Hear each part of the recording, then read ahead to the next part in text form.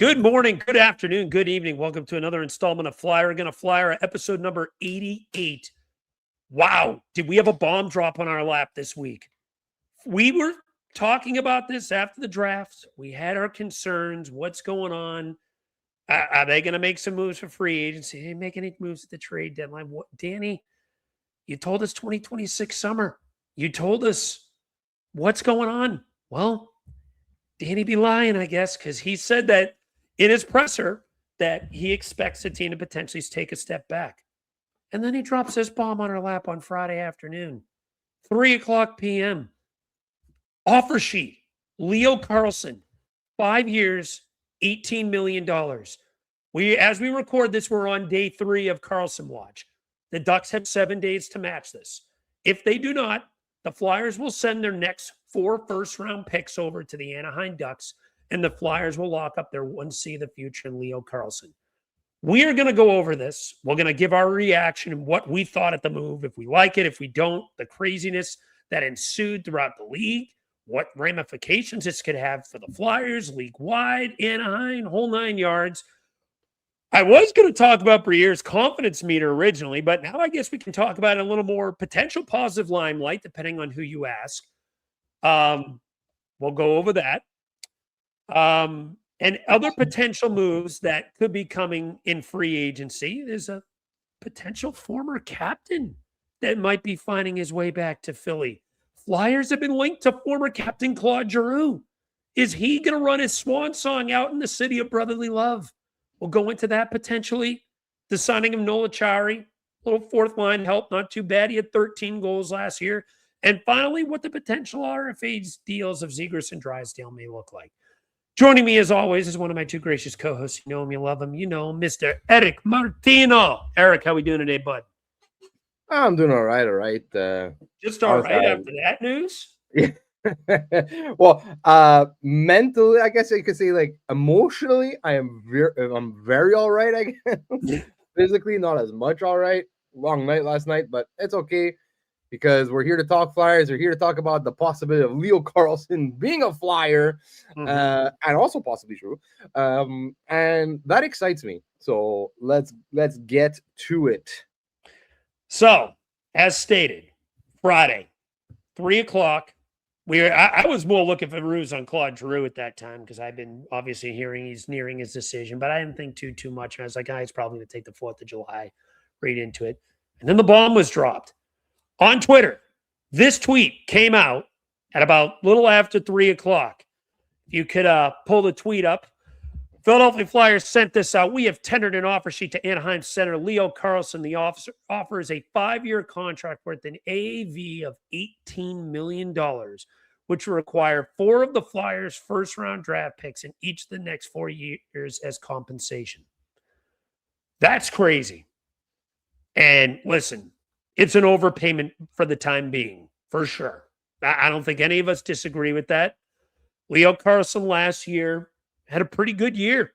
2-way game, 70 games played, 29 goals, 38 assists, 67 points. That's about a 78-point pace. After he slowly showed some progression, a little shelter in his first 2 years, but he slowly showed progression. This is a 21-year-old superstar in the making who doesn't turn 22 until December. He does everything you want out of a hockey player. Great 200-foot game. He's probably a future Selke winner. Probably a multi-time future Selke winner the way he plays. So, Eric, let me start with you. What is your reaction? What is your take about this Leo Carlsson offer sheet bomb that was dropped on our laps? Oh, I'll be honest with you. Before this was announced, I was very how can I put this? I don't know what to say. I was very angry. Let's put it this way. I was very angry because of the whole situation with Maverick Bourque and everything. And it came out that the only reason why we didn't get Maverick Bourque was because the Flyers were unwilling to take on Ilya Lyubushkin's contract 1 year at $3.2 million. And that set me off. Like, if you're longtime listeners, you know that, like, I love Maverick Bourque. I don't think Maverick Bourque is going to be like a number 1 center, but I think he could be like a really good 2. Like, he's very good defensively. He could put up some points in this league. And I was pissed. Honestly, I was really pissed off.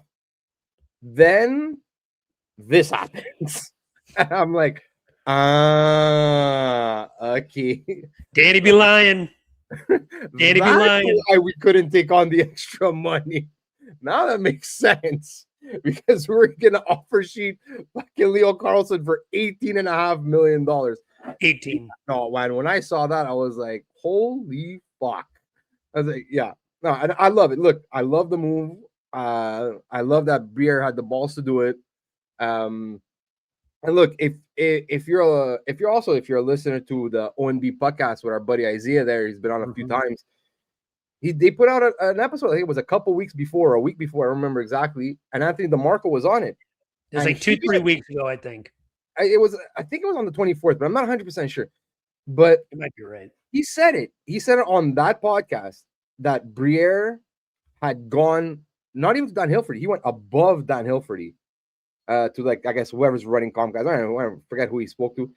Basically telling them, like, listen, we might be doing something very, very significant, and we need your okay, because we have to, like, really, you're gonna have to dish out a lot of money in the first couple of years. And apparently Briere got the green light, and he did it. Look, he did it. And you know what? Great for Briere for doing it. Honestly, like, I like the chance you're taking here. And at the same time, like, I just want to say, like, this was common knowledge, okay, that it was coming. If it wasn't from the Flyers, it's been heavily rumored that there's a good chance that Leo Carlsson was getting Offersheeted this summer. Like, if you listen to any of the insiders, like Friedman, Pagnotta, or whatever, LeBrun, Chris Johnson, they all said, and now, again, they say this every year. Oh, is this the show? But something felt different this year. Like, it's something really, and you kind of started seeing it last year where, no one really got Offersheet last year, but Bouchard, the talk was growing. He did not accept. Keandre Miller there was a threat of him getting Offersheeted, and then they ended up working out a trade instead. Yeah. So you saw the ways where they're going. So if you're Pat Verbeek, and again, if you're Pat Verbeek, okay, you know this is coming. You know this is coming. Like, don't come and tell me that, oh, no, it's hey, they're not gonna do it to us. Like, like, you have a previous history of lowballing Jamie Drysdale, Trevor Zegras, Mason McTavish, and what do those guys have in common? They're all three of them are not on the team anymore. And so you had the chance, like last off season, okay, and this is last off season. You could have extended him. You could have given him, and as everything I read, like, apparently there was, like, Carlsson was willing to sign last off season at around even $9 million. 8 by 9.5. He said in an interview. Yep. Exactly. And you're like, no, it's okay. I'm just gonna wait this kid out and see what happens. And then you give Jackson Lacombe the bag, who, like, now again, like, Jackson Lacombe, I think, is a really good defenseman. He's a really good defenseman. Yeah. But now, so, and again, you had the whole year to sign this guy, and you waited till until you got to go past July 1st when you knew this was coming. And then you have the arrogance to even go out and say, yeah, but it doesn't matter. Whatever they Offersheet him for, I'm gonna match it. Dude, you better fuck it. Why did it have to get to this point? You know? So Danny's like, yeah, you want to match? No problem. No problem, buddy. I'll make this so hard for you to match that, like, and what's really awesome about this deal, like, this is the last year where you could front load bonuses like this. Starting September 15th, when the new CBA comes into place, you're only allowed to give bonuses up to, I think, 60% of the AAV or something like that, or 60% of the salary for that year.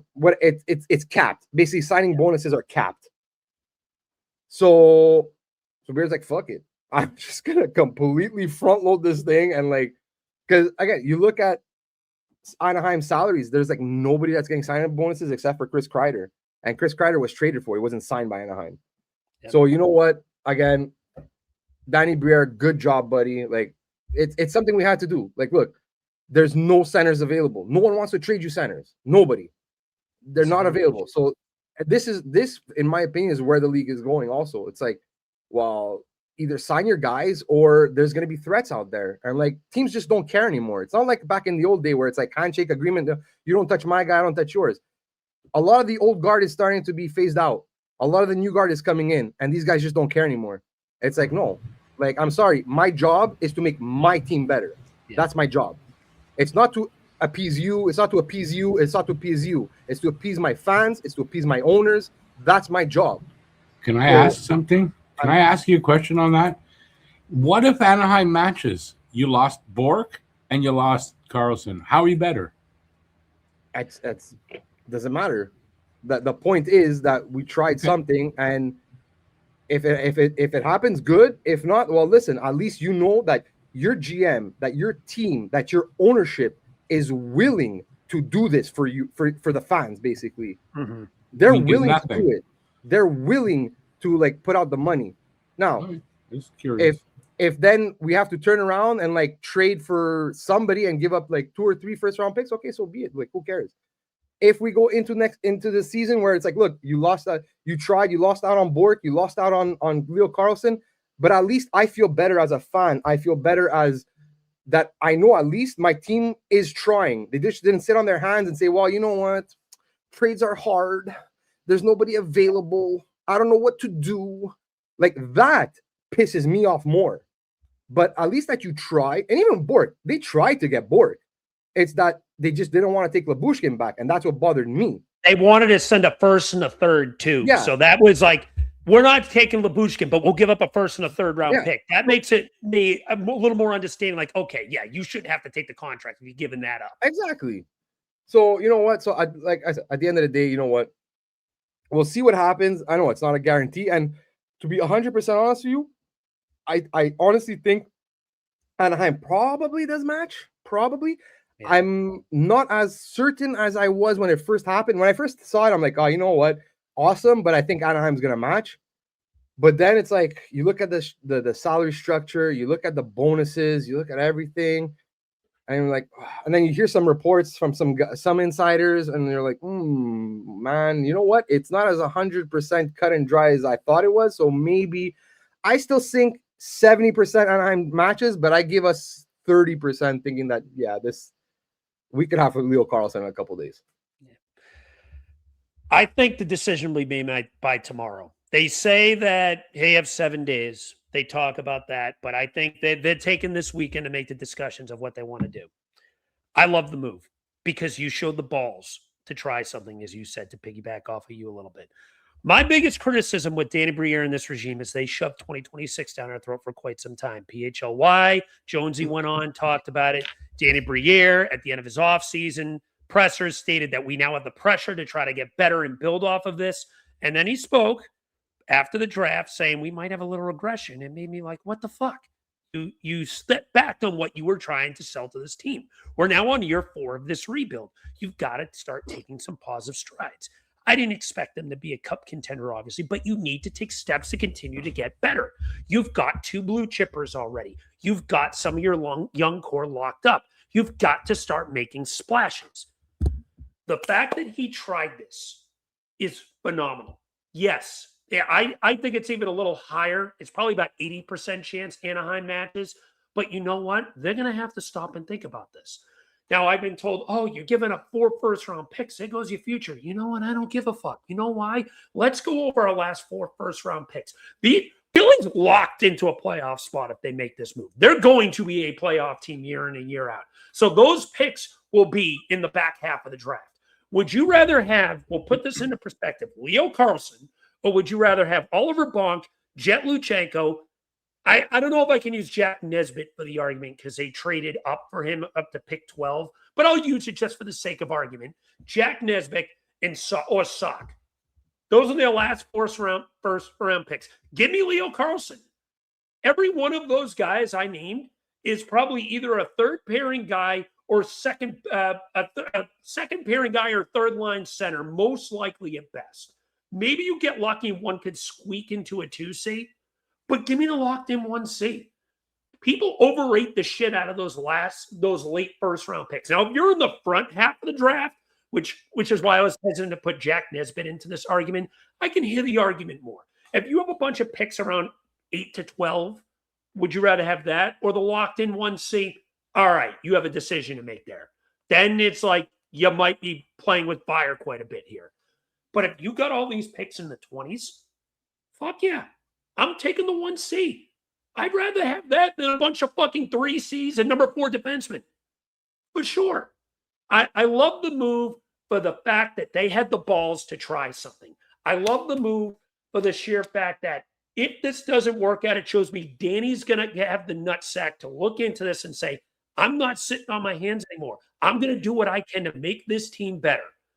I love the move for the sheer fact that, yet again, Danny, we don't know what Danny's truly thinking. Because, yet again, we thought Danny's not doing anything. He told us at the presser they're going to sign Achari, maybe sign Giroux, and that's it. And they're going to run with what they got, and they're not making a real significant splash in the trade market or free agency or whatever. It's, again, one of Danny's best qualities. He doesn't show his hand. He doesn't, outside of the fact that they were pushing 2026 down our throat, but he's been doing that for years. It's a consistent message that they've sent to the fan base. I love that for the sheer fact. Now, we talk about the market. Is it an overpayment? For sure. Absolutely. You got to do that, though, if you're going to make it on level of offer sheet, where you have a realistic chance to maybe bring in a guy of this quality and caliber. People are bringing up that, oh, Danny, why did you do that to this team? Well, here's the thing. You got to blame Verbeek probably even more about this. As Eric mentioned, this dude drags his fucking feet on these negotiating deals. Not only did he lowball them, he took McTavish, Drysdale, and Zegras all the way to fucking training camp and then some, where they ended up being behind the 8 ball. You saw that with Bruins goaltender Jeremy Swayman last year when you missed training camp, how much that can affect you as a player. That's probably a big part why Zegras struggled a little bit the last 2 years. Yes, he had injury problems, but he missed training camp the first year, and then the injuries came on in the second. And that's where the steps back came in. He got the fresh start here. He had a training camp to play here. He got an opportunity to play like himself, and look at him. He's a 67-point player again. Mind you, apples and oranges, 25-year-old versus 21-year-old. But Leo Carlsson was on a 78-point pace last year. And he's going to be surrounded by, in my opinion, an even better winger core than he has in Anaheim. This is a potential 100-point Selke candidate for the future. Now, is there risk involved? Of course. Losing all that draft compensation, like I just said, I'd rather have the 1C, but there's always a chance you could hit a splash. But give me the surefire 21-year-old 1C more times than not, for sure. Now, in terms of what Anaheim's going to do, are they going to match? I do think they do, but it puts them under a fire. Now you have Cutter Gauthier with $17 million left and Mintakov, who they've been discussing. Cutter's probably going to want $10+ million minimum, and then Mintakov. And then you get Beckett Senecki, who is going to be coming up in a year or two anyway. That's another big friggin' contract you're going to have to dish out. Jackson Lacombe, as you talked about, he just got it back. So Anaheim, you got only yourselves to blame for this. Verbeek has only himself to blame. Because if he fucking signed his guy early and didn't fucking get it to this stage, when Carlsson said he'd take an 8 by $9.5 million in the interview we had 2 off seasons ago, I believe it was. If you gave him that, you're saving yourself the headache, and you're saving yourself $8.5 million in cap. You have no one but yourself to blame for fucking lowballing and dragging your RFAs into this situation. And you know what, Danny? I love the fact that you've got the balls to try something. And that's all I've asked for. If it doesn't work, it doesn't work. But you know what? I now have some confidence long-term that Danny's going to look at these situations and say, I'm going to make a swing. Even if it doesn't happen this year, fine.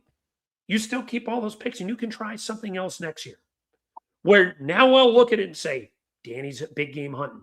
And as you mentioned, Eric, hunting for centers is not easy. No one wants to move them. You can't trade for centers. You can't trade for top 6 centers unless that there's some massive baggage that comes along the way. Trevor Zegras is the example in this. He had 2 bad years and he's coming off injury. There's the baggage there. but you took a chance on him. He's looking like he's going to work out, and now it's worked out there. But how often do these situations hit? Not that often, especially for a surefire 1C. Zegras is more of a 2C, and this team has needed a 1C forever now. So, Danny, round of applause. I love the fact that you took a swing, and I'm looking forward to seeing what these next few days go like. And with me being able to take a breath now, we have been joined by our third member of the Gonna Flyer podcast group, Mr. Jamey Basco. Jamey, how you doing today, bud? Doing pretty good. Aloha, mahalo to everybody. Happy 4th to those. Thank you for the military members past and present that have served the great country of the United States. Appreciate you all, and God bless you guys. God bless, and happy 4th to everyone. So with that being said, Jamey, now that me and Eric have had a chance to talk about it, how about you? Leo Carlsson, 5 years, $18 million. Give me your reaction to this. Well, I'm gonna give both sides, but I'll be easy on the positive side because you guys already covered that. I'll be a little more harsher on the opposite side. I think it's great. There were some things leading up that didn't make sense this week. For one, the big shock to me was re-signing Tyson Forrester. It really makes sense at first. I was like, kind of puzzled as to why so soon. Not with Dan Vladar. Dan Vladar, that was the thing about a goalie is they're more mental than anything. They have the talent. All goaltenders now. It's more mental. So that for mental stability, just knowing that he has a contract, going into next year, even if he does have an off year or a down year than the year before, at least the mental aspect will still be there for him, knowing that his job is safe in Philadelphia. So that I understood. Tyson Forrester, not so much. I thought that was a bit perplexing to me, why he would ink, Tyson Forrester, and he's got plenty of time. It's not like, Tyson Forrester hasn't been able to stay healthy the past 2 or 3 years, it was a bit perplexing to me. But now it makes sense because what Danny Briere is going to have to do now is re-sign his restricted free agents even earlier. And that goes for the rest of the league because the league is on notice now. Positively, Leo Carlsson would be a phenomenal ad. He's the 1C that the Flyers are looking for. He plays both ways. He would fit well under Tockett's system. Just having that would move the needle and that much more. I would consider the Flyers a contender if Anaheim doesn't match the Flyers offer. And that even goes with Trevor Zegras and Jamey Drysdale being unsigned yet with no contract, for next year, just being RFAs anyway. So that alone would move the needle in the Flyers' favor. I like their back end. Some people will have to go on the back end. Most notably, I'd say Rasmus Ristolainen. Danny Briere would have to walk up whatever it is and move him just to get his cap. So you're not looking for – you would take a second or third round pick. The Flyers' hand would be had. You're not going to get a first for him because you're in desperation to shed salary. And that's where the hiccups come in. So with that being said, yes, there were 4 other teams that we know of made offer sheets for Leo Carlsson, right? Danny Briere's accepted. Now, would some other teams be looking to help Danny Briere, shed salary here? Because that's what they're going to have to do if Leo Carlsson, which I'm still in favor of coming to Philadelphia. But realistically, would the teams now be like, okay, Philly, come to us? Or are they going to blackball the Flyers? And it really explode in the Flyers' face because, offer sheets are very rare. This was the second offer sheet this season, that we've seen, right? So, that would now teams would other GMs be willing to help the Flyers? I don't know. That's yet to be determined. Saying, okay, yeah, I'll take Rasmus Ristolainen off your hands for salary. I'll take his salary. They won't be able to most likely will not be able to re-sign Trevor Zegras. He would be a goner. Yes, he's under the Flyers, but I could see another offer sheet coming for Zegras, possibly, maybe even from Anaheim. Who knows? It'll go back and forth. I don't know.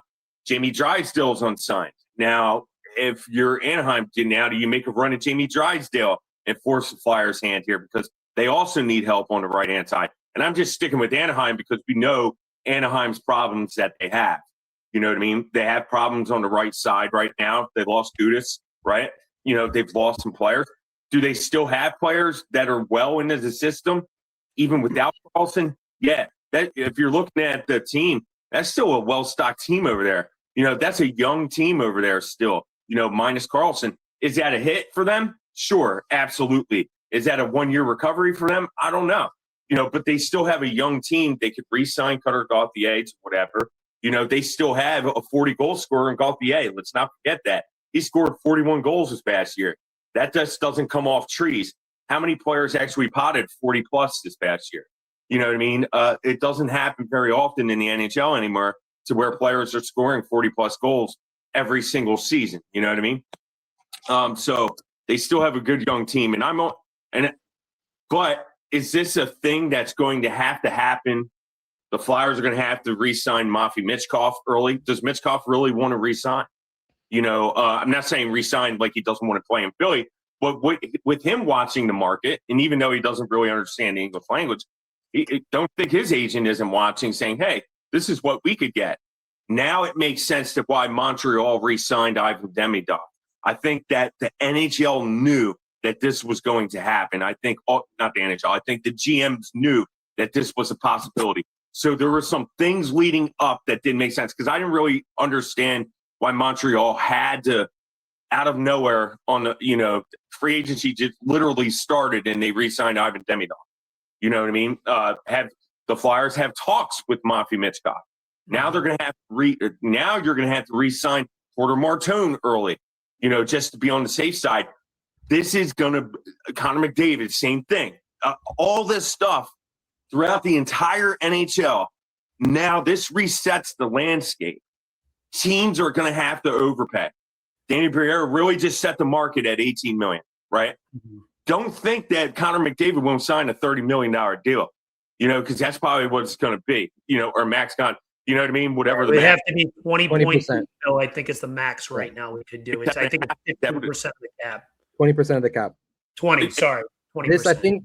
This is 17.5 if I'm not mistaken. Yeah. He's going to tear. I mean, listen, this is going to have instant ramifications throughout the league where you're going to see mediocre players or mediocre prospects at the time, but they're going to get hefty deals, 9-10 million. Now, what would help GMs out? I think they have to raise the cap even more so than what they did, because these astronomical contracts are going to start, taking place, and it's just going to happen that way. This year has been the year of offer sheets.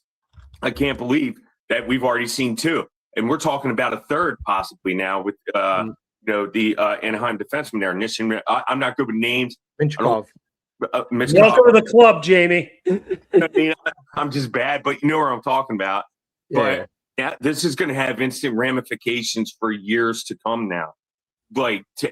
Now it makes sense why Tyson Forrester was re-signed. Mm-hmm. Now it makes sense why Danny Briere has been like, okay, let's sign them early. Now it makes sense. I think he knew the moment I circle back to Draisaitl. I think that was the Flyers' target this offseason, right? But the moment Draisaitl signed, I think instantly, the Flyers already got their plan in motion, and this was the plan. Mm-hmm. I really believe that. I firmly believe that this was part of their plan. Vladar signing, Tyson Forrester signing, other signing. Let's lock them up long term, so they don't have to deal with this mess. Now it makes sense why the Flyers were handing out long-term contracts like they were candy. It makes sense. So you don't force the other hand, so they're not placed in a situation like Anaheim. They were ahead of the curve is what I'm saying. Now the curve is going to have to start hitting other teams. Montreal was ahead of the curve. Look, they inked Ivan Demidov. Boom. First day, create, boom, gotcha. Dobes, boom, right away. You know what I mean? So teams were ahead of the curve.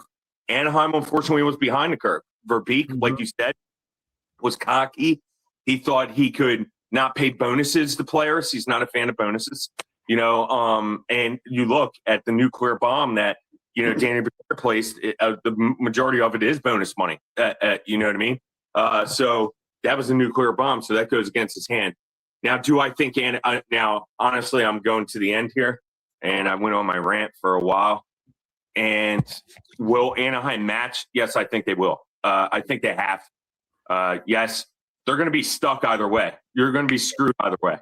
But the one thing I circle back to is about a year and a half ago, one of Danny Briere's pressers that he had to the media. Actually, I think it was last year during the trade deadline, not this past, the previous one. And he was like, I'm going to stay put. If you're not going to pay my price, oh, well, I'm not going to sit here like a softie, and be soft throughout the rest of the NHL. Verbeek, a few days ago, before this offer sheet took place, a few days before the offer sheet took place, said to all the GMs, you go after Carlsson, I'm matching either way, so don't even think of it. You know what I mean? And they put cap aside for this. They haven't signed players because they knew that this was going to happen. I thought it was kind of odd, that they were losing this many players and stuff and trying to make trade. And I thought it was kind of odd, you know what I mean? But now we know why. They were preparing for, Leo Carlsson possibly getting an offer sheet. And so on one hand, Verbeek, was smart that way. On the other hand, he was stupid because he could have had Carlsson, much cheaper for what he was. He was seeking anywhere, to my understanding, 10 to 12, and they were willing to pay up to 15. You think about it, it's only $3 million more to match. So if they were already thinking that they would have to pay him in upwards of $15 million, what's another $3 million? Yes, it hits you a little bit. It maybe takes one or two players away, but I really don't see a scenario to where they won't match. And for that very reason alone, what Danny Briere said about being soft, Verbeek will now be known as a softy throughout the league. Mm-hmm. He has no more of a hardball face anymore. It's like you said, you made a very good point, Alex, when I came in. You were talking about Danny Briere and having balls. He definitely showed it. He has balls, but he's also playing hardball with other GMs. Mm-hmm. Okay, you don't want to pay our price for Rasmus Ristolainen? Oh, well, we'll keep him. Good for us. Or you don't want to meet our price for this player over here? Okay, deuces, have a good day. You don't want to make this trade? You don't want to make this trade? Oh, you want Mitch Martone? Not happening. You don't want this trade, though? Are you sure? Cool, because we'll keep him. So yeah, I think that's where the Flyers stand pat with that. And I think that you're looking at contracts like Owen Tippett now, even though Owen Tippett sustained a major injury. Mm-hmm. I could see him maybe being moved as well if Leo Carlsson does come here. And the only reason is because teams have called about Owen Tippett's services. And yes, it is a favorable contract, $6.25 million, but it's still $6.25 million off the Flyers cap. You know what I mean?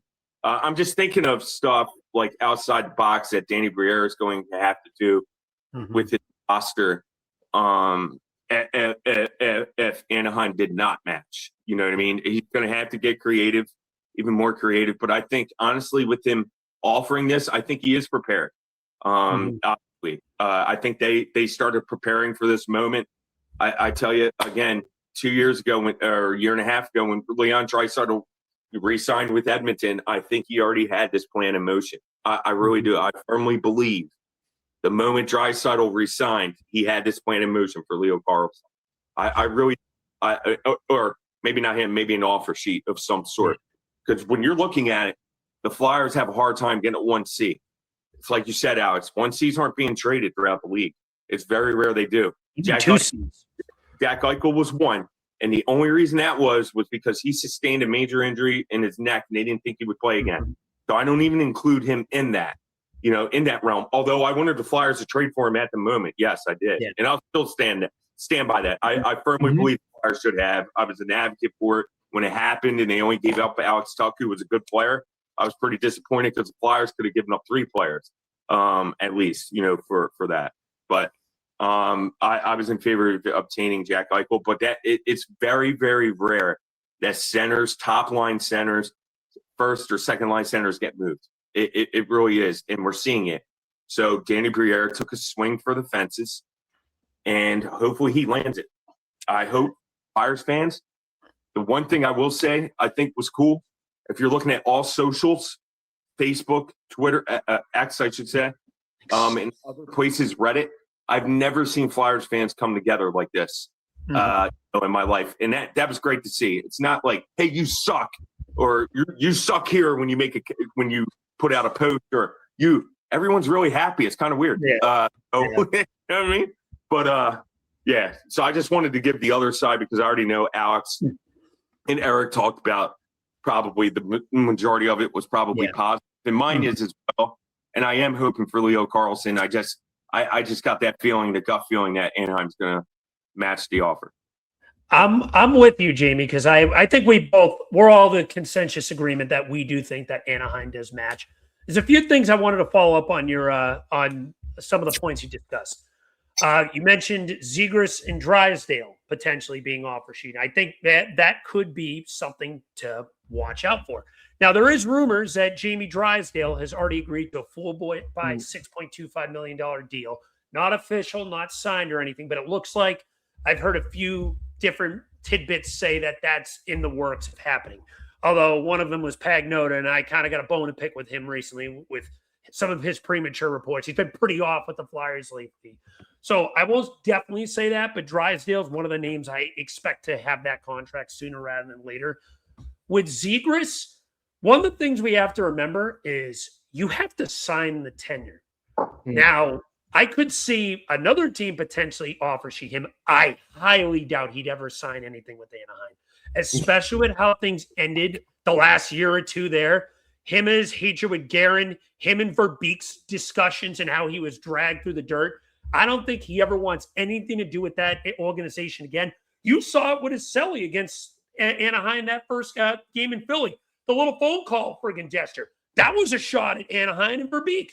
That's not something that was just left in the wayside. He remembers that shit. You talked about, they sat him down for the interview after you, and they said, oh, what'd you think about scoring your first goal? I mean, scoring against your former team. Fucking awesome. Those were his words. Fucking awesome. It was great to score against them. You know he had that circled. You know he's got some bad blood for that team. Now, other teams, maybe, but I would like to think, as I don't know if you heard this part, Jamey, before you came on, that Danny sat with both Zegras and Drysdale, because both of those guys played with Carlsson for a certain amount of time. Drysdale for about half a season, Zegras for about 2 seasons. They sat with them, spoke to him, and said, hey, listen, this is what we're doing. Would you be willing to potentially take X, Y, and Z for money down the line to try to make this work? I truly believe that they definitely got something for Drysdale, and they're close with Zegras. They've already mentioned for weeks now that there's a lot of confidence that the Zegras and Flyers deal is going to get done. So I'm not overly concerned about losing any of those two. I do believe they're going to still get Zegras under $10 million. I think it'll be something like a 7x9. Anthony DeMarco mentioned that recently, that was the amount that he was thinking that they were going to end up agreeing to, something along those lines. So that's something I could see for sure. And another thing you mentioned was negotiations with the Flyers. 2012, I'm going to take a little trip in the time machine. Flyers did an offer sheet to one Shea Weber with the Nashville Predators. Big one, 14-year deal. Nashville did match. Eventually, Nashville did match. And the Flyers still ended up making moves, not just with around the league, but with Nashville down the line too. Now, mind you, I do think they didn't make any more moves with them with Paul Holmgren out of the office, but Holmgren was still with the organization. He just got promoted. And I think at that point, that's when Hextall took over, if I remember correctly. But still, you're still working with a Holmgren-led organization.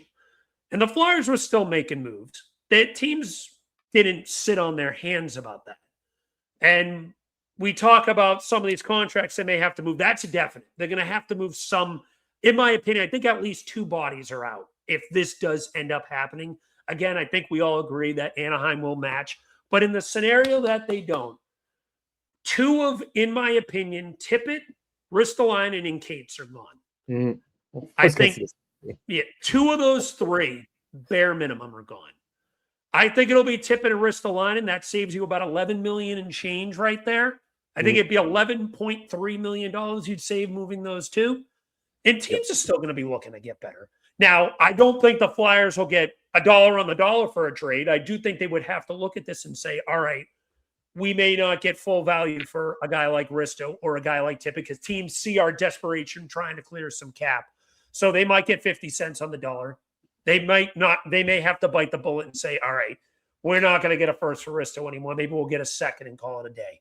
All right, we're not going to get a first and then some for Tippett. Maybe we'll just have to get a B prospect in a second and call it a day or something along those lines. That, I agree, will have some level of impact.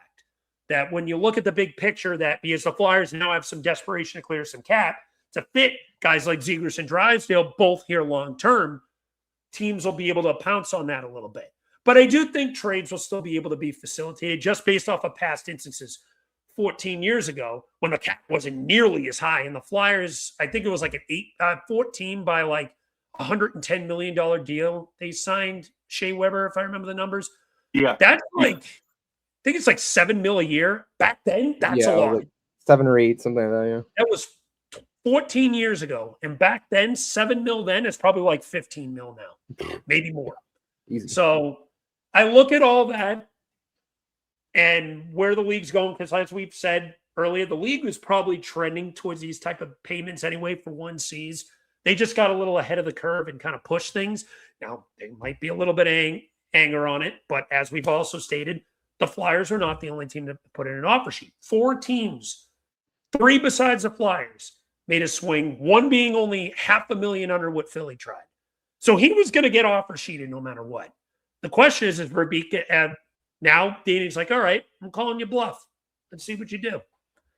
So that's just what I wanted to add to this. I do think Anaheim matches, but I don't think it's going to have the long-term ramifications in terms of what teams have against the Flyers as we think. Just my opinion on that. Yeah. Eric, Jamey, anything else to add? Yeah, I just want to add on one last thing on the whole situation. Like, look, Tippett has value around the league. Whether he's hurt or not, he has value. You keep on hearing it all the time. Teams keep on calling. Teams keep on calling. And I understand the thing with his injury. And at the same time, yeah, if you're like a Colorado or a Dallas, that's like, oh, but we need this guy right now, like to win the cup today. That, yeah, maybe they'd be a little more hesitant. But like you look at a team like, let's say like Ottawa or I don't know, Utah, Seattle, like teams like that they're not in win mode right now, but could use a Tippett. And honestly, I think with the Flyers, an option the Flyers do have, because right now, like if Leo Carlsson, if Anaheim doesn't match and Carlsson like comes to the Flyers, you could always, and I agree with Alex, I think the 3 guys that you're looking at to probably be moved is a Tippett, a Risto, and a Cates. And if you could package 2 of these guys together and then go get yourself a defenseman, doesn't have to be like I'm not talking about maybe like a Werenski, like doesn't have to be like a super stud, but if you could just get somebody that's a clear either 2 or 3 and like just to play to really round out your top 4 and make your defense even more potent, I guess you could say, like that's another win. And if you could get that guy and again, I would have to really look at the market, see who's available, what their cap hit is, but you shed Tippett, Risto, and Cates, that's $15 million right there. And if you could bring in a defenseman that's like around the 7s, 8s, to really round out your defense, like that's great. And you have guys like right now, I think we have like 14 forwards signed for next year or 13 or something. Plus, then you add Leo Carlsson on top of that. We have to get rid of guys anyway. One way or another, guys have to move. There's no space for everybody. And then you figure I think we're going to talk about that later, but like then you take into account like the G rumors. Like if they would get rid of all 3 guys, bring in a defenseman, and then sign G to a 35+ contract that's heavily bonus laden, hey, fuck, I'm ready for it. So, and honestly, right there, I would think if that all happens and the team stays more or less healthy, you're a playoff team. Mm-hmm. I'm sorry, you're a playoff team. No doubt about it. So, you know what, Anaheim, you want pick number 22, 23, 24? Who fuck gives a shit? Go take it. And also, take into account it's also been mentioned, like what happened like years ago with Chris Gratton. That's also a possibility too. Like Anaheim doesn't match, we take your 4 first-round picks, and then we trade you back, let's say 2 first-round picks, and you give us like a Tippett, I don't know, something like that. So anyway, there are things that can happen. And like I said previously, I think the biggest thing for Anaheim in this, and this is why I don't think Verbeek maybe thought this out when he made those comments, is that, and that's why I think like our offer sheet was probably signed up as opposed to the others, is it's very, very heavy bonuses in the first like 3 years, where Comcast, because the second he signs, well, not signs because he's already signed, but the second either Anaheim declines or matches, he has to be paid $19.5 million on that day. And so Comcast's like, yeah, okay, here's a check. It's $20 million. It's funny. Yeah. But now I know like Anaheim is a billionaire, and apparently like, but I'm sorry, like billionaire or not, like you got to write a check for $20 million, like straight up that day. That's why I see that hesitance in Anaheim, where it's like the owner might be, if they match, if I'm the owner, man, I'm seriously considering firing Verbeek, because this has gotten, because yes, they do have some good young players, Anaheim, but look how many, like if you actually look at their roster, I was looking at it, I'm like, fuck, man, if they lose Carlsson, you know who their number one center is? It's fucking Michael Granlund. Michael Granlund becomes a number one center. Have you seen their decor right now? Have you seen their decor? No, they fucking traded Owen Zellweger. No, he got. I think he got a little bit overpaid. I don't know. They lost 4 defensemen this offseason. 4. Yeah. They lost Radko Gudas. They lost Trouba. They lost 3. Could potentially be 4. Because if Mintyukov ends up getting offer sheeted or ends up someone else jumps on him too, they've lost 3 for sure. They lost Carlsson too. I'm sorry. It could potentially be 5. They've lost Trouba, Zegras, Carlsson, and Zellweger. And they could potentially, it's Mintyukov. They could literally have that entire decor almost completely revamped. They're in trouble. Because look, they have a couple like good young players, but like honestly, Gauthier and Seneca, that's pretty much it. Because then you traded away fucking Zegras, you traded away McTavish, you traded away Drysdale.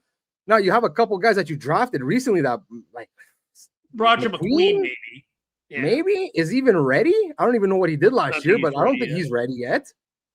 So like right now, Anaheim is really between a rock and a hard place, because they had a good young core. They really did have a good young core. But now Verbeek's like hardballing these guys. Verbeek's like he's causing animosity within the team. And that's why I think also was another reason why Carlsson signed. Because Carlsson could have easily said to Anaheim, to Verbeek, whatever, listen, I know, like, look, I got an offer sheet here, 18 million and a half, 17 million and a half, and whatever. Look, I really want to be in Anaheim. I really like it here. Let's play ball. Give me 15 million, and that's it. For Carlsson to have signed that, there's something going on there. There is something going on. And it seems like a very toxic organization right now. Just the way that these young players are getting jettisoned.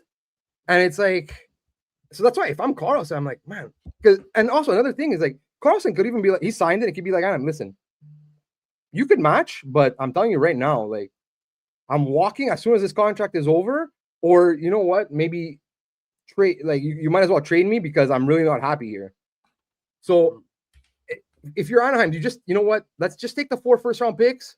It's more ammo that we could maybe then trade for somebody else, trade for another, another younger center or another, because honestly, this has right now the possibility, like Anaheim kind of looks like the Leafs did when they signed those, like, that's what it's going to be. It's going to be Leo Carlsson, it's going to be Seneca, Gauthier, and Lacombe getting like 50% of the cap, and then they're going to have to try and fill the rest with like value contracts. So one contract I would move would be Chris Kreider. That's for sure. And there will be a team that would come too. Kreider. Too. Yeah. What? Yeah, but like, I move Killorn as well if I'm them. And also, Shea Weber signed the Flyers contract as well. 2012 was the year he signed it. Yeah. Correct. So like that's what I mean. So I don't even pay that any mind. in terms of signing a contract. I know that's been floated around, and obviously you just said it as well. I don't really pay that much mind in terms of the signing aspect. You're throwing $18 million at a dude. Of course, I'm going to sign it. You know what I mean?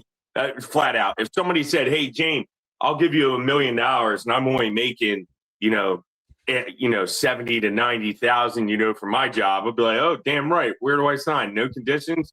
Got it." You know what I mean? And so that aspect, I really don't. This is just my personal opinion. Is a big deal. I mean, in terms of signing, because Shea Weber obviously signed with the Flyers as well. Obviously, they matched. So, and nothing came out about Weber and Nashville having issues or something of that nature as well. I think that again, circling back to the money aspect, all Weber probably said in there was like, "Listen, this team was throwing millions and millions of dollars. I could take care of my family for the rest of my life. That's the reason I signed it." And I could see that going over okay in the locker room. You know what I mean? I think anybody that throws money at people and saying, "Hey, that's not the big deal," and deep down to them, money is the biggest thing. Yeah. Money is the root of all evils. You know what I mean? Whether you're not wrong there. Very smart. Tom Brady took pay cuts on the surface, but he didn't take pay cuts with the sponsors. You know what I mean? So let that be known. You know what I mean? He was getting paid tons of money through sponsors to where he can say, "Hey, only pay me this amount." You know what I mean? So he looks classy on one hand, but don't tell me he didn't get it on the other either. You know what I mean? It's just like the GOAT. No, but my point is also it's because I saw a tweet. I saw a tweet. I think it was yesterday, the day before. It was an agent and talking about like Anaheim in general and just dealing with Verbeek and how much of a it's like, come on, buddy, like meet me halfway. Basically that was the tweet. It's like I think he had wrote something like, "You know what? The first 10 phone calls, I don't even take them.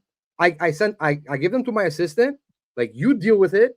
Like you talk to him or whoever you're dealing with, and then once you guys get kind of close, then I'll come in because I just don't want to deal with this guy." But that's the thing is that's one agent for one player. Now you take into account all the other agents that have players on Anaheim that have to deal with this guy constantly, and that's what I'm saying is like maybe in Anaheim it's becoming kind of toxic, and like agents are telling their players like, "You know what, like, man, if you got," I'm not saying that they're actually saying it, but like, if there's a better situation out there, like maybe like let's take it.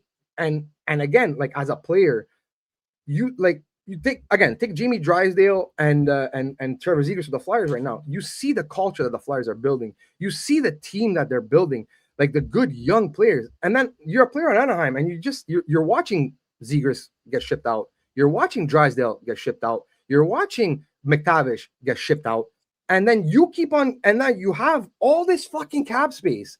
I think at that point they're like $40-something million, and you're fucking nickel and diming me. Are you serious right now? And it's like, and that's what I'm saying. Like, I think Verbeek is just causing so much animosity with that team in that room, with agents and with players alike, that it's like, I think they just want to leave because if Leo, I understand that yes, money is at the end of the day, like getting the bag.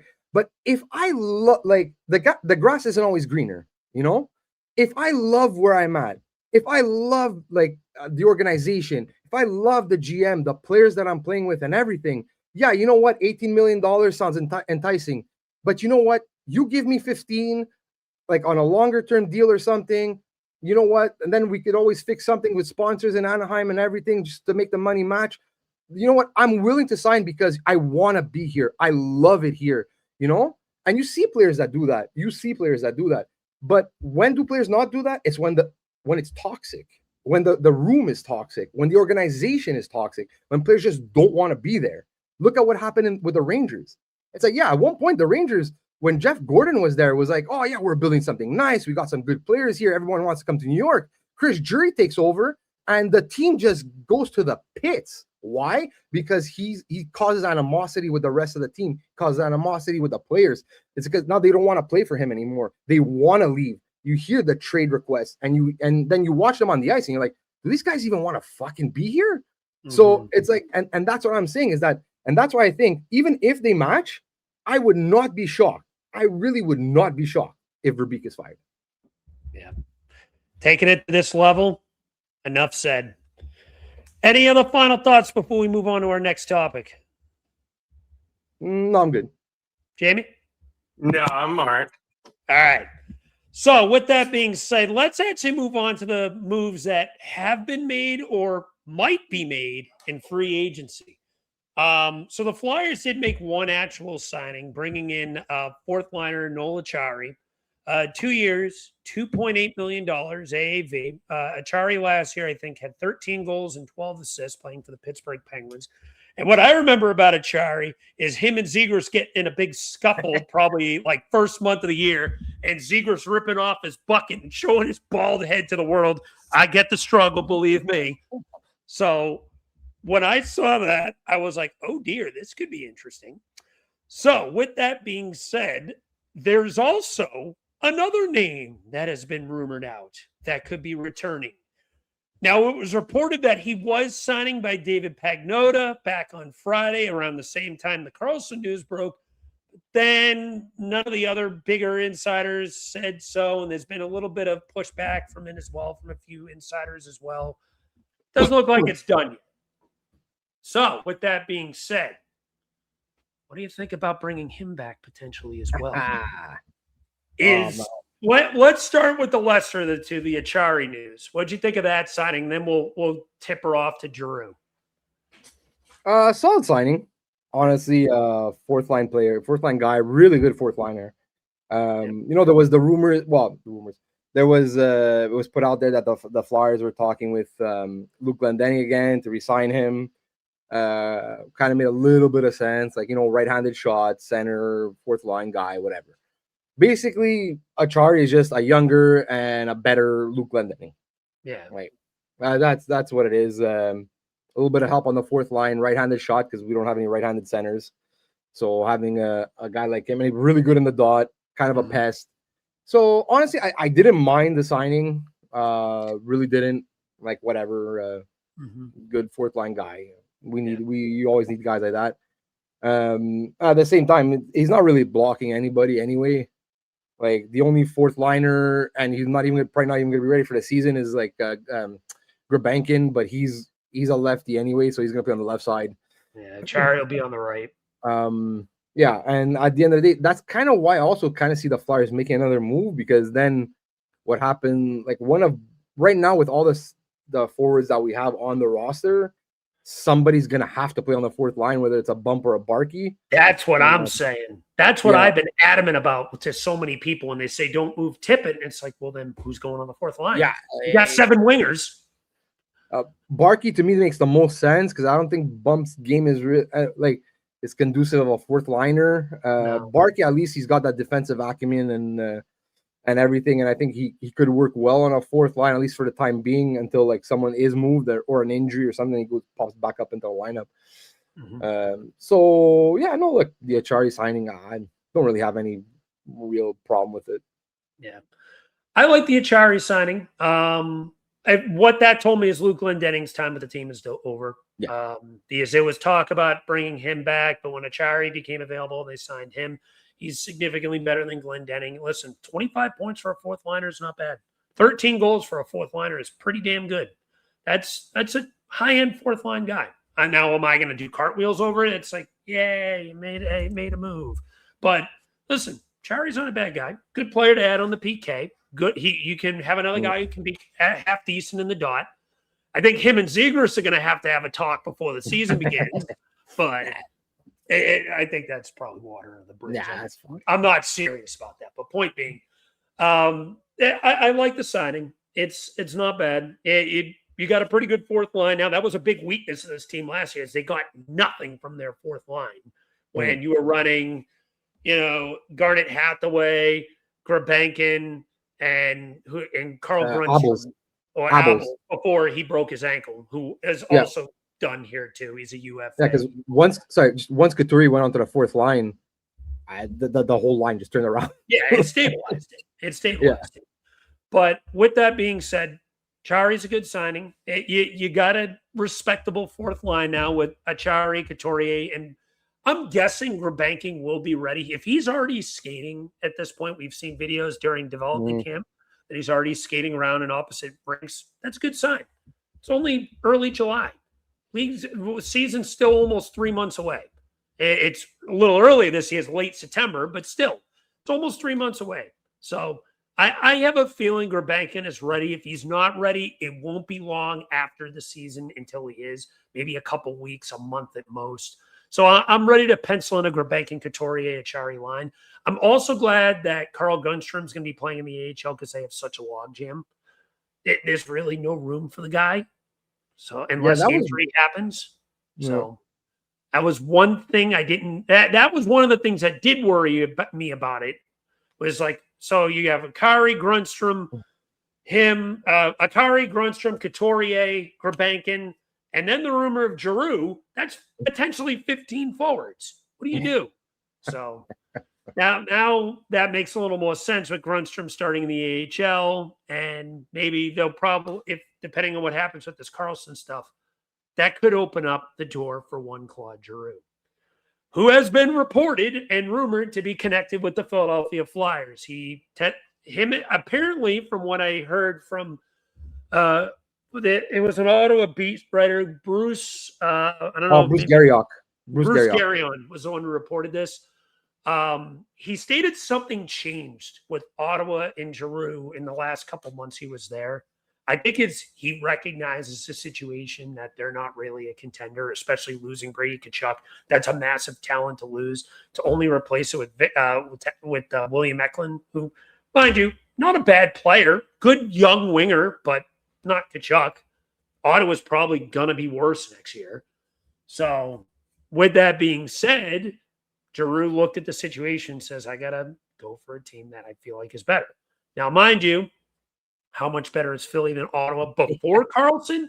Argument to be desired, but I can also see the reason of a homecoming and wanting to finish his career where it started. And I'm sure he would talk to the team like, listen, if this team isn't in contention, send me to a contender where I have one or two last shots at the cup. It has been rumored that this might be Giroux's final year, not definitive, but it's kind of been sprinkled out there that Giroux probably plans on retiring after the 26-27 season. So, Eric, let me start with you. What do you think about the potential Giroux rumors, and would you welcome a reunion back with their former captain? Would I welcome it? Yeah, man, I love Giroux. For me, it's a no-brainer. The problem I have with it, though, is where does he fit? I just don't know where he fits. Because at the same time, if we were, let's say, roll a four, if you want to roll a fourth line of Achari, Coots, and Giroux, that could be a really awesome fucking fourth line. Mm-hmm. But at the same time, Giroux still has a little bit of offense where I think he's at least best suited. Guy. 50 guy last year. He's still middle six talent, in my opinion. Yeah. For me, he's at least at this point, he's a third liner at this point. You know what? He's a winger. He's not a center anymore. He's a winger. But you could use him in the dot. He's still a great face-off guy. I think he's almost the best face-off guy in the league. Not one. He is the best. Yeah. So, and that will give you another right-handed shot to take face-offs if you want to match up. So he could be like one of those Swiss Army knife players where, he's a fourth liner, but then he'll take a shift on the second line because maybe it's an important face-off or something. So you want him taking, I don't know. Anyway, but again, it comes down to me. It's where's the fit? We just have so many fucking guys. That's why I think why this hasn't been announced yet. I would not be shocked if it's the Flyers either went to Giroux's camp or something and was like, listen, we have this offer sheet that we're sending out to Leo Carlsson.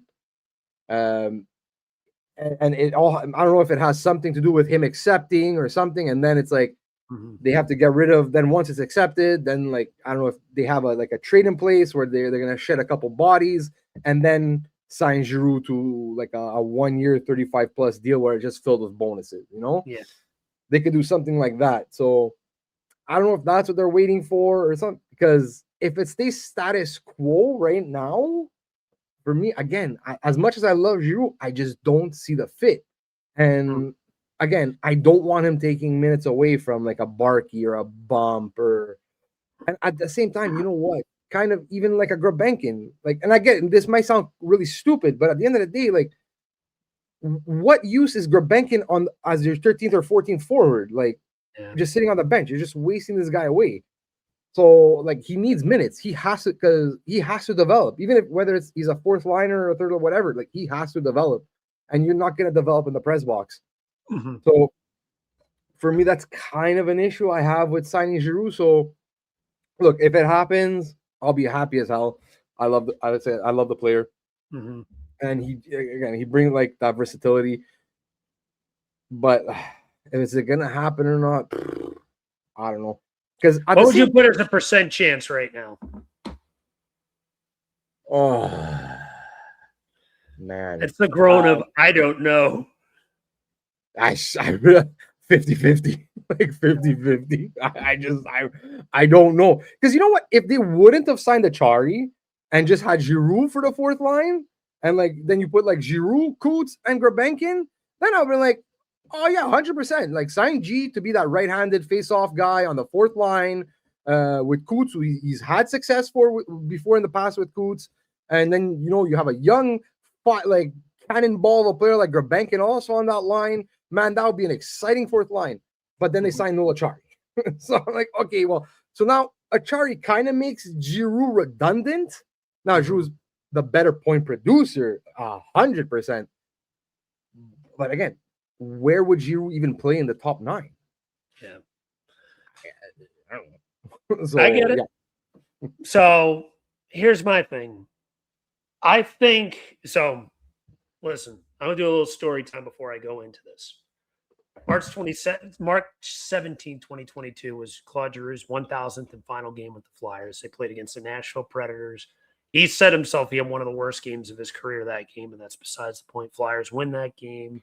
Giroux 1,000 was an incredible moment. I was out drinking that day, and when I came home and after that game ended, I cried.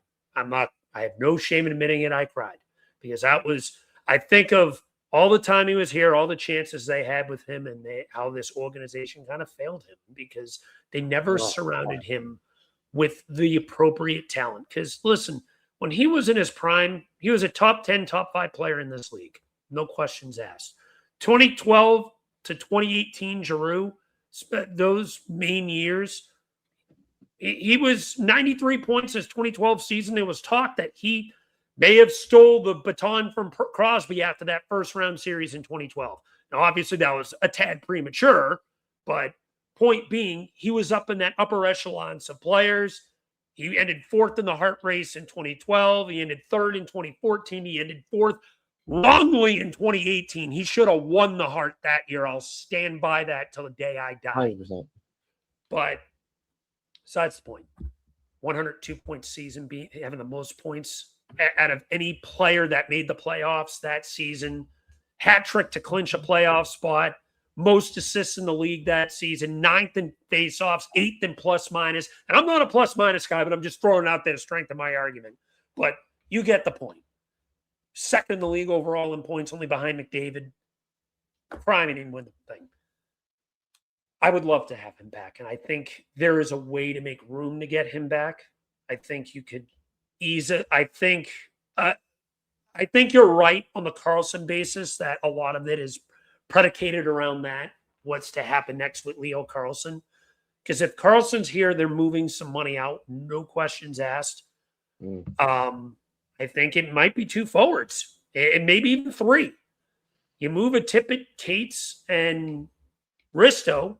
You find that slot for Giroux, so you have at least a little extra money further down the line too, and you have a top 6 or even a top 9. We can run it like this: Martone, Carlsson, Michkov, but not Martone. I'm sorry, Forster, Carlsson, Michkov, Konechny, Zegras, Martone, bump Dvorak, Giroux. There's your top 9 right there. And then you have Barkey on the 4th line with Coots and Grabenkin. The money is, it's very doable. I think they signed Giroux to be a 3rd liner, to be honest with you, to be still on that 3rd line role. Because he, as you and I both mentioned, he still has offensive production left in the tank. And if he does show more signs of slowing down this year, there's no issue of moving him down to the fourth line and bumping Barkey up to the third. So I think if Carlsson is signed, it is more likely he is here. If he is not, it's probably 50-50, maybe a little less. If he is, I think it's like 80-20.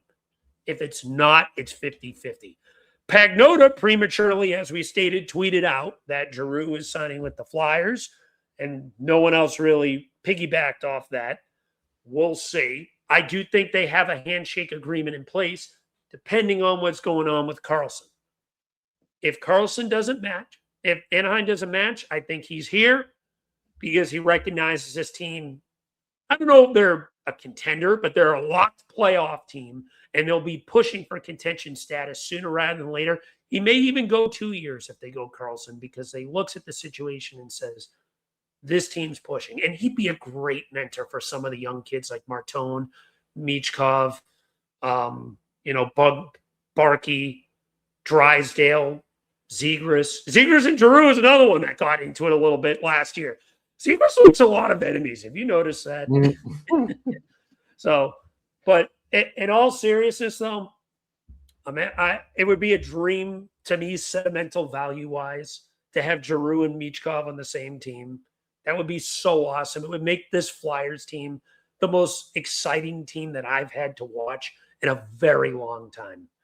So, with that being said, I'm all on board. I hope it happens. I give it about a 65% chance right now it happens. I think he favors Philly more than Ottawa, but I don't rule out a more ready contender trying to make a push for him. So we'll see what happens. I give it a 65% chance as of today.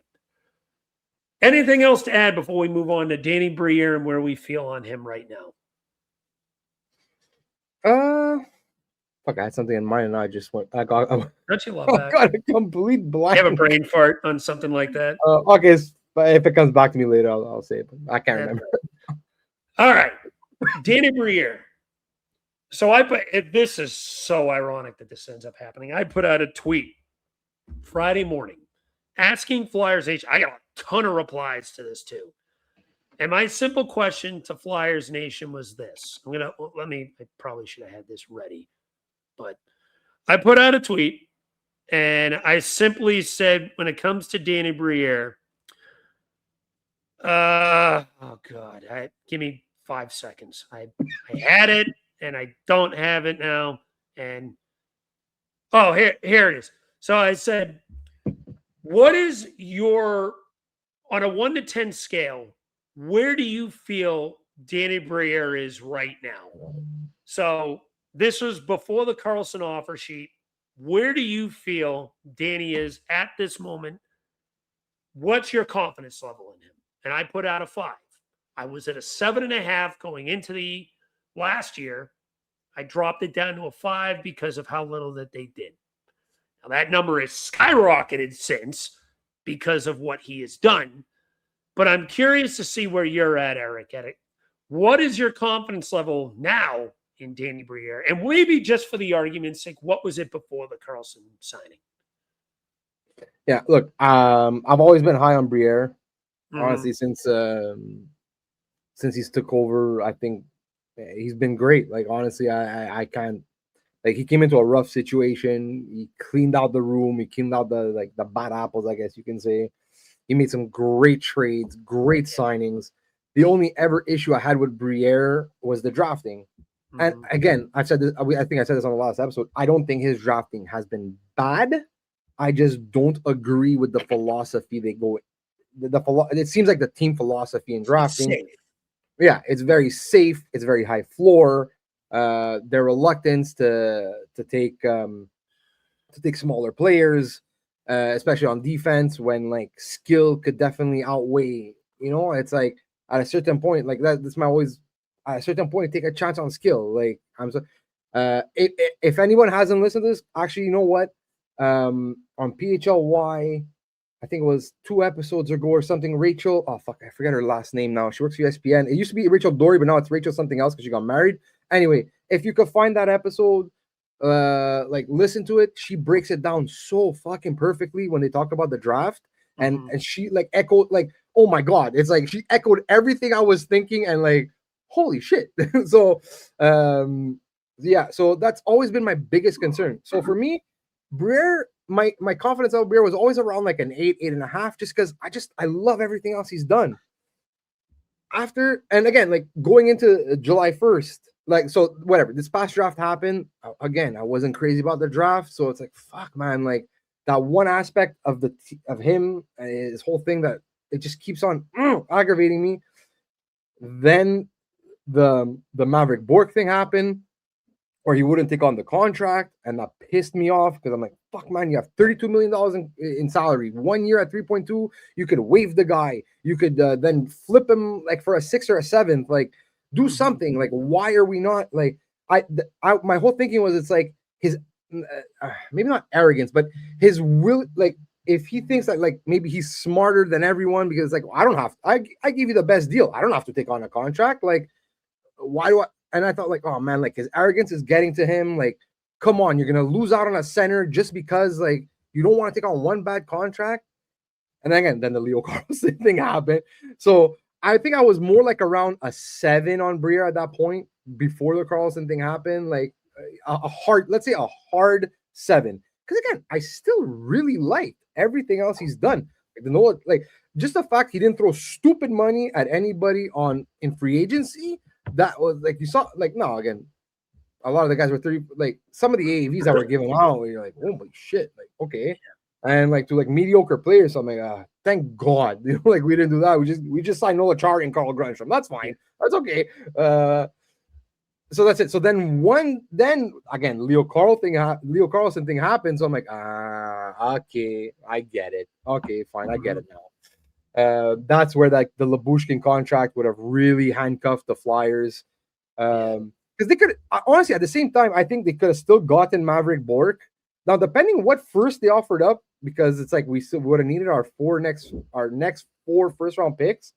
So I don't know if maybe, I don't think he would have dangled. Maybe he dangled Toronto's pick because he's like, you know what, Toronto, like, and again, I kind of agree with this. I don't think Toronto is going to be as bad as they were last year. I think the Flyers are going to end up with a pick anyway because it's like top 10 protected. If it's under top 10, the Flyers get it anyway, so they don't even have to make a decision. Because I think Toronto just made themselves that much better, where I don't think they're a lock to make the playoffs, but I think they're a bubble team. So that first round pick next year is probably going to be around anywhere between, I think, 16 to 20, depending on what they do. So like in that range there. So honestly, like if he's thinking, you know what, I would have given that up, and then I still could make the offer sheet, you know.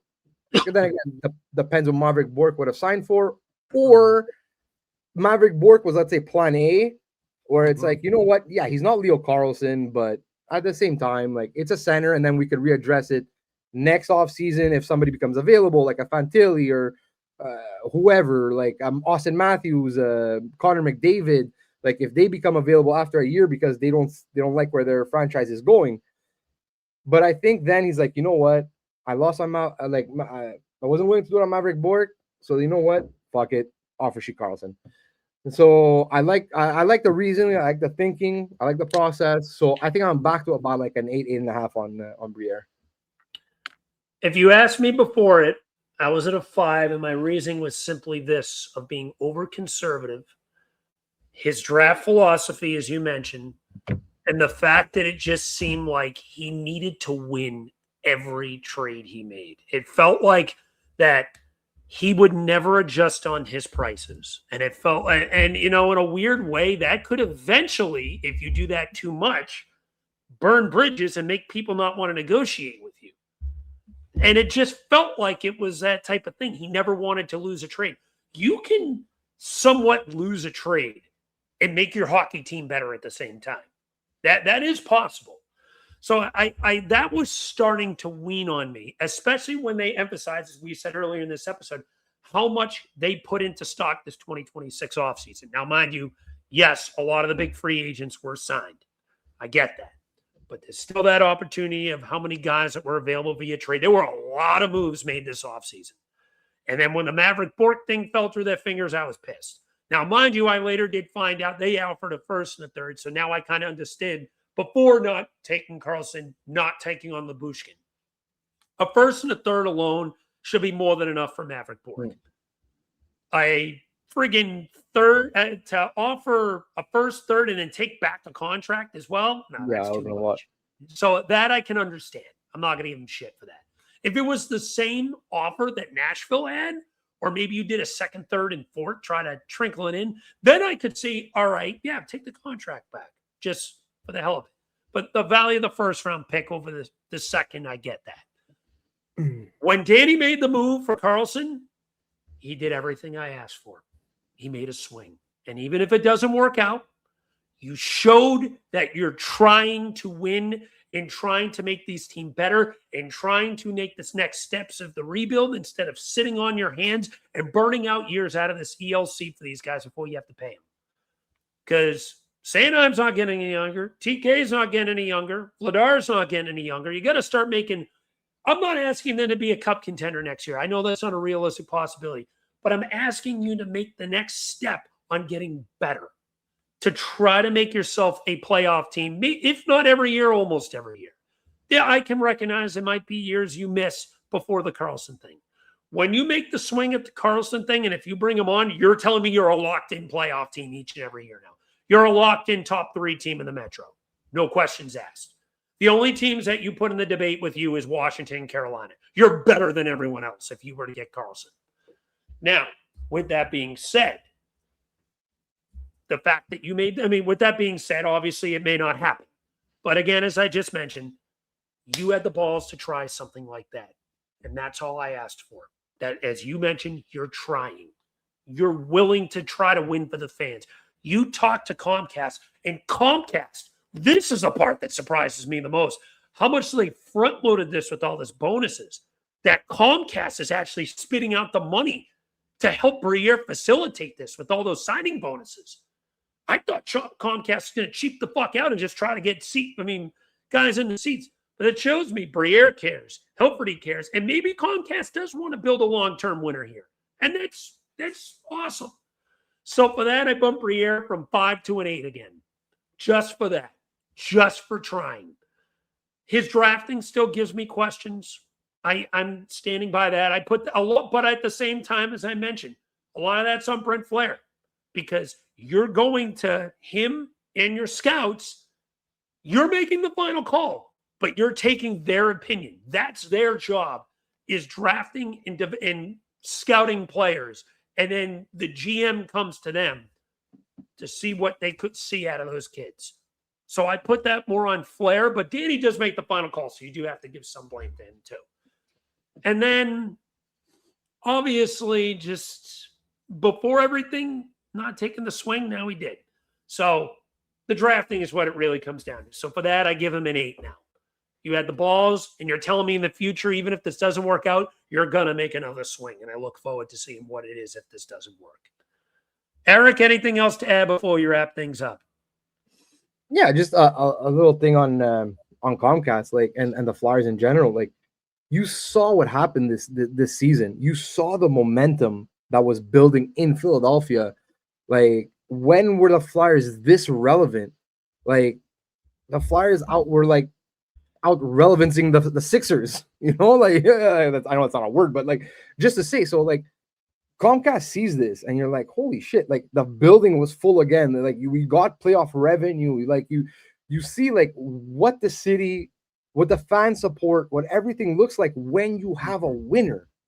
So for me, if I'm Comcast and you're saying listen, we have the chance to. I know it's going to cost a lot of money, but we have the chance to get a 21-year-old possible superstar in this league for the next X amount of years.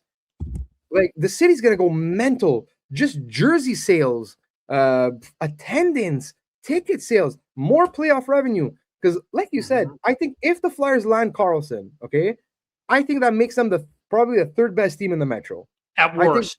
At worst, the third best team. Because I think Carolina's still one, but not again. Carolina. You and Washington are like this, in my opinion. Carolina hasn't really made any moves, so we'll see. Yeah. But again, they're just a fucking machine, that team anyway. They won the cup. They're they more won the by cup. default. So for me, they're still number one. Washington, I think Philly and Washington would be at par at that point. Yeah. And then you have like the rest, which it's like you're all on the same Your boat. Like Isles of the world, your New Islanders, the Jerseys. Columbuses. Yeah. And then New Jersey, you never know what the fuck's going on with that team. That team is the biggest fucking enigma, man. I swear. Yeah, but you know what, man? You want to talk about having balls and being like a dick? That fucking offer sheet that they sent to Barrett Hayden, like, holy fuck. So apparently, I don't know if you heard, but like, apparently they had a trade in the works for Barrett Hayden. I don't remember if it was like the deadline. It was the deadline. Yeah. I read about and this. Then all of a sudden, Utah just pulled the rug and is like, nope, we're not doing it. Like it was set, it was done. And then Utah's like, nope, we're not doing it. So she's like, the new GM there, Sonny Mehta, is like, oh yeah, okay, no problem. I'm gonna offer sheet this guy to 1 year. I'm gonna you can't trade him. So I'm gonna walk him to free agency and you're gonna lose him for nothing. Yeah. That was amazing. I loved it. Also, one last thing. Oh, actually, a couple of things. Sorry, I know we're running a little long, but it's like I have so much. That's all right. Get your last thoughts out before we wrap this up. When it comes to the roster, I know this isn't ideal. Okay, I know it's not ideal, but technically, Bump and Barkey are still waiver exempt. So, worst case, and it's happened before where guys have come in, have played almost a year or a full year, whatever, and then the next year, like the team makes additions, like sorry guys, like you gotta send one down. You know, and it's like you don't worry if someone gets hurt, your first call up, like you know. So that's another possibility the Flyers have. And my last point. There's something with if Carlsson comes, I think there's like a Rick Tocchet aspect to this, okay? Because you all know I'm not a fan of Rick Tocchet. I'm really not a fan. Okay. Now, if Carlsson comes in and excels in the system and we become a winning team, perfect. You know what? Fine. We're great. Fine. If he comes in and it's a hindrance, the Tocchet system is a hindrance. If Tocchet is not using him right, is not using him correctly, Comcast, I'm sure, like Comcast who just dished out all this money, they'll will fire go to him. Briere and be like, hey, they'll listen, eat the money on him. They'll fire him. We're like, listen, like we just wrote a check of $20 million on July whatever, and now this guy is not you. Like, we're they're either, I don't know if they're losing or whatever, but like I would not be surprised if then Comcast would kind of push, be like, hey, you either talk to this coach and you like make him change things up, or like I'm sorry, he's gone at the end of the season. Yeah. So win-win situation for me. Ditto. Honestly, you made a very good point there. That is true. All right. With that being said, actually, I have one last final question based off of what you just said. You have to choose between Bump or Barkey to send down. Who do you send? I think it all depends. For me, I'm keeping Bump, sending down Barkey. I think Bump is more suited, has a little bit higher of a ceiling in his game, as you mentioned, is more suited for a top 9 role long term. I feel more comfortable with him. And we have a plethora of guys that could play on the fourth line. I'd keep Bump, let Barkey play first line minutes in the AHL, and bring him here if an injury happens. That'd be my argument. Yeah, I just think Tocchet in general and the Flyers just love Barkey so much that I think Bump would be because you can kind of make the same argument with Bump. Like I would love Bump to be playing like first line minutes in Lehigh Valley, like especially like I think both Luchenko and Bonk will not make the team. Yeah, Luchenko's not going to be here this year. He needs a year in the AHL, and I think he should. Like I think unless there's like we got a rush of injuries. I think, especially now it came out that he had core muscle, like he's been dealing with a core muscle for like the past year. That's something we need to talk about next episode more in depth because that irritated me. That whole scenario. So, for me, it's actually more of a positive than a negative. And we'll get into it next time. We'll get into it more next episode because we're kind of up against it. But if I can have Luchenko and Bump on a first line in Lehigh Valley, fucking give it to me. Yeah. Now, I get that argument. I get it. All right. So with that being said, that is going to wrap this up for this episode of Flyer Gonna Flyer. As always, like, comment, and subscribe for more. Once again, we're on the hunt for 500. We are 69 away. Nice. Just 69 subs away. Those Eric hugs are doing a good job. They kind of slowed down this week with, free agency news slowing down. And I can't keep up with all of the ones that did happen because I have work and it's hard to get those shorts in. But as always, like, comment, and subscribe for more. Check out our other shows on the channel, Hibernation, Abnormals, Broadway and Breakaway, and eventually soon the revived ADHD podcast. Well, that foreseeable future when that comes out. But tune into our at least channel. Our team-based pods. We'll have more being sped out over the next few weeks. Sure, Hyber's got a new episode coming. Abnormals has a new episode coming. Broadway's is coming with a new one. Check out all three of them. And as always, thank you all for tuning in. As always, have a great day. Hopefully next time we go into this episode, we'll be talking about a Leo Carlsson on the Flyers chat, but we'll see. But as always, let's go Flyers.